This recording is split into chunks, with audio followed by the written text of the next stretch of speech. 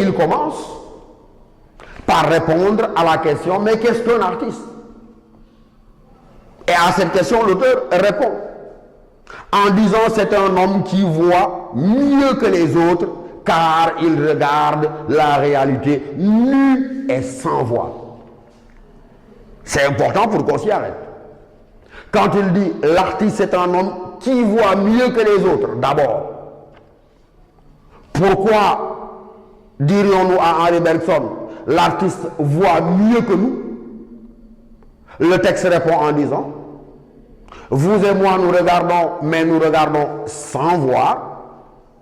Pourquoi nous regardons sans voir? Parce que de l'objet que nous regardons, nous ne saisissons que son utilité, et de l'objet que nous regardons, nous ne saisissons que son apparence extérieure. Et Bergson donc est en train de montrer que si vous et moi, nous regardons tel objet et que nous ne le voyons pas, c'est que nous n'accédons pas directement à l'essence de cet objet, mais nous en tenons à sa surface, à son apparence extérieure, et surtout, nous sommes piégés par l'utilité et les commodités de l'objet plutôt que par son sens profond. Ça veut dire qu'entre moi et ce tableau-là que j'ai en face de moi, il y a déjà un premier voile, celui des mots du langage, qui fait que cet objet-là que j'ai en face de moi, je l'appelle tableau, sans que tableau ne corresponde à l'essence de cette masse-là qui s'étend devant mes yeux. Et ensuite, j'ai tellement l'habitude de voir cet objet, j'ai tellement l'habitude de l'appeler tableau, qu'il y a longtemps que j'ai été pénétré de son sens et de sa signification profonde. C'est pourquoi il dit l'artiste, lui, il regarde comment la réalité, il la regarde nue et sans voile. Ça veut dire quoi? L'artiste, il déchire les conventions, il déchire le voile qui s'interpose entre nous et la réalité pour coïncider avec l'essence intime et profonde des choses.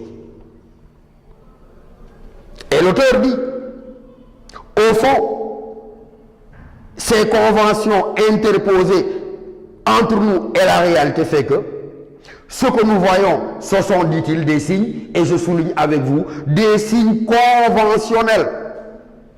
Ça veut dire quoi? Ces signes me permettent de reconnaître cet objet et de le distinguer des autres. Mais ces signes-là sont un obstacle, une barrière qui m'empêche encore une fois de connaître au sens étymologique du terme l'objet que je suis en train de regarder. Et c'est pourquoi il dit, attention, qui est véritablement celui qui sera celui-là qu'on appellera artiste? Il dit, celui qui justement mettra le feu. Mettre le feu, ça veut dire qu'il va détruire ces conventions-là. Celui qui, lorsqu'il regarde un objet, oublie l'usage pratique que l'on pourra faire pour accéder directement à sa signification. Il dit, celui-là, c'est un artiste. Non seulement c'est un artiste, mais regardez bien comment l'auteur enchaîne, je souligne en disant, mais ce sera aussi un philosophe. Donc il a déjà établi une parenté entre l'activité philosophique et celle de l'artiste.